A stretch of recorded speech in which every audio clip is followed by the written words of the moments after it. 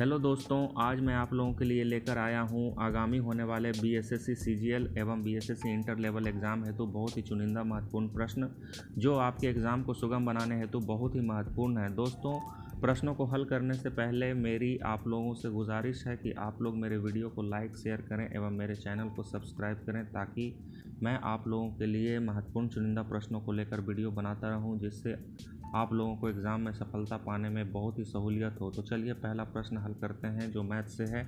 प्रश्न है कि चीनी की मात्राओं का वह अनुपात जिसमें 20 रुपये प्रति किलोग्राम वाली चीनी को 15 रुपये प्रति किलोग्राम वाली चीनी के साथ मिलाकर मिश्रण को 16 रुपये प्रति किलोग्राम के भाव से बेचने पर ना हानि हो और ना लाभ हो, तो वह अनुपात क्या होगा। दोस्तों, इस प्रश्न में हमें चीनी की मात्राओं का वह अनुपात निकालना है जिसे 16 रुपये प्रति किलोग्राम की दर से बेचने पर ना लाभ हो और ना हानि हो। तो मान लेते हैं कि 20 रुपये प्रति किलोग्राम वाली चीनी की मात्रा x किलोग्राम है तथा 15 रुपये प्रति किलोग्राम वाली चीनी की मात्रा y किलोग्राम है। तो प्रश्नानुसार हो जाएगा 20x + 15y = 16 × x + y। इसको हल करने के बाद 4x = 1y आ रहा है, तो अनुपात x/y = 1/4 हो जाएगा। यानी कि 20 रुपये प्रति किलोग्राम वाली चीनी की मात्रा का 1 भाग एवं 15 रुपये प्रति किलोग्राम वाली चीनी की मात्रा का 4 भाग को मिलाकर 16 रुपये प्रति किलोग्राम की दर से बेचने पर ना लाभ होगा और ना हानि होगी। दोस्तों, दूसरा प्रश्न मैथ से है। प्रश्न है कि 86,700 रुपया की धनराशि को ए, बी तथा सी में इस प्रकार विभक्त किया जाता है ताकि ए को मिलने वाले प्रत्येक रुपये के बदले बी को 90 पैसे प्राप्त हो तथा बी को मिलने वाले प्रत्येक रुपये के बदले सी को 110 पैसे प्राप्त हो। तो इस विभाजन में बी का भाग क्या होगा। दोस्तों, इसको इस प्रकार से बनाते हैं। यहाँ देखिए, यदि ए को 100 पैसा मिल रहा है तो बी को 90 पैसा मिलता है, और इसी में कह रहा है कि यदि बी को 100 पैसा मिलता है तो सी को 110 पैसा मिलता है। तो बी को 1 पैसा मिलेगा तो सी को 110/100 पैसा मिलेगा।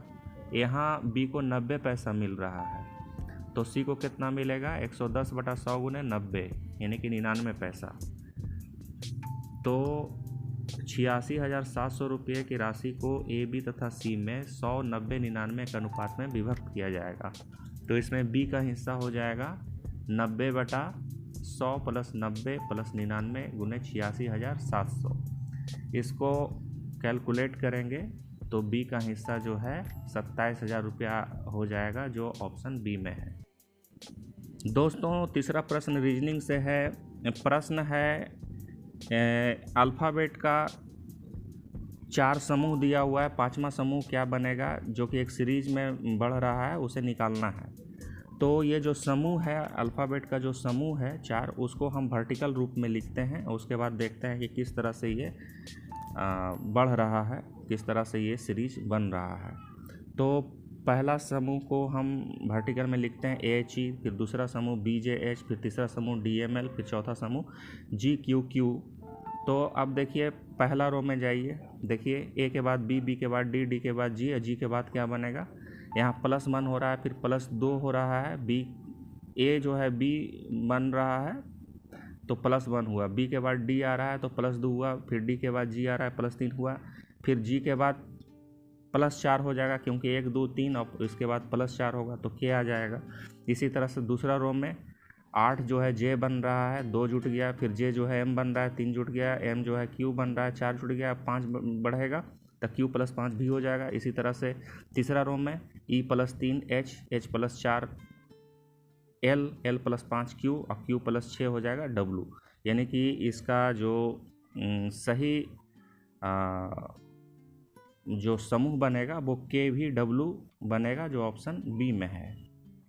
तो अगला सीरीज इसका जो है KVW हो जाएगा। दोस्तों, चौथा प्रश्न है जो कि GS से है। प्रश्न है कि पोटोमीटर के द्वारा मापा जाता है, क्या मापा जाता है। ऑप्शन है प्रकाश संश्लेषण, श्वसन, बाष्पोत्सर्जन, और चौथा है पौधों की लंबाई। तो इसका सही उत्तर हो जाएगा पोटोमीटर से बाष्पोत्सर्जन की दर को मापा जाता है। 5वां प्रश्न है भारत में उपग्रह छोड़ने का केंद्र कहाँ स्थित है। ऑप्शन है थुम्बा, श्रीहरिकोटा, कटक, बेंगलोर। तो इसका सही उत्तर श्रीहरिकोटा होगा, जो कि भारत के आंध्र प्रदेश राज्य में स्थित है। दोस्तों, मेरी आप लोगों से गुजारिश है कि आप लोगों को मेरे वीडियो से कुछ भी सीखने को मिल रहा हो तो कृपया कर मेरे वीडियो को लाइक शेयर करें एवं चैनल को सब्सक्राइब करें। धन्यवाद।